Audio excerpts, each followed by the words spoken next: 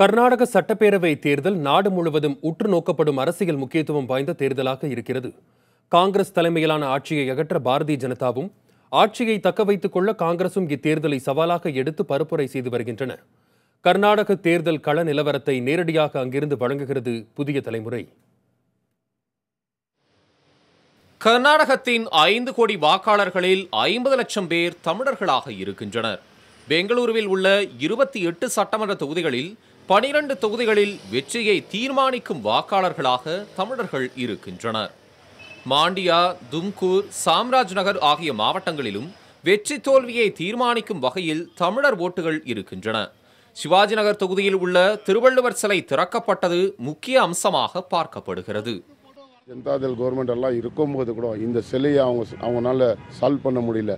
ஆனால் Yediyurappa government, BJP government வந்திருந்தோம், அவர் பீஸ்ஃபுல்லாக தமிழ்நாட்டில் ஒரு சர்வக்ஞ சிலையோ, இங்கே நம்ம பெங்களூரில் ஒரு திருவள்ளுவர் சிலையை வச்சு அது ஒன்றுமே ஒரு தொந்தரவு இல்லாத பீஸ்ஃபுல்லாக சிலை ஓப்பன் பண்ணுறதுக்கு திறந்து வச்சார்.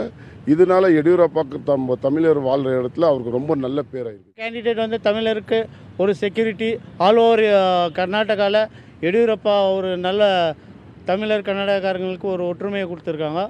அந்த ஒற்றுமை நீடித்து போவோம்.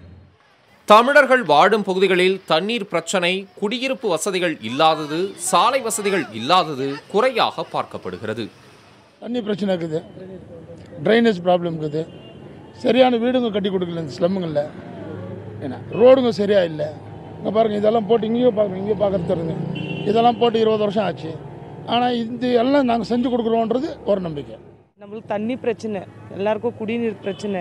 நைட்டில் எல்லாரும் தூங்கி நிற்கிற டைமில் நம்மளுக்கு தண்ணி வருது, விடுறதில்ல. அதை பற்றி நம்ம போய் கேட்டால் வருது தண்ணி, போங்கோ, எந்த பிரச்சனையும் அப்படின்னு சொல்லி விட்டுறாங்க. நம்மளுக்கு தண்ணி பிரச்சனை, ஏரியாவே போதுன்றாங்க. ரோடு சரியில்லை, ப்ரெக்னென்ட் லேடிங்கெல்லாங்கிறாங்க, ஒரு ஆட்டோ போகிறதுக்கு ரோடுங்க சரியில்லை.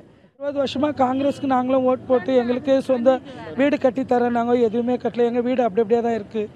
நாங்களும் சீட்டு வீட்டில் இவ்வளோ நாள் இருந்தோம். இதுக்கு மேலேயாவது எங்கள் ஏரியா புதுசாக மாறும், புதுசாக காணொலி எடுத்துன்னு வருவாங்க, வரணும். அதனால தான் நாங்கள் எல்லாரும் ஒற்றுமையாக கன்னடக்காரு, தமிழ்காரு, ஹிந்தி எல்லாம் சேர்ந்து இதுக்கு நாங்கள் உழைக்கிறோம். இத்தொகுதிகளில் பாரதிய ஜனதா, மதச்சார்பற்ற ஜனதாதளம், காங்கிரஸ் என கடும் போட்டி இருப்பதால் தீவிர வாக்கு சேகரிப்பில் வேட்பாளர்கள் ஈடுபட்டுள்ளனர்.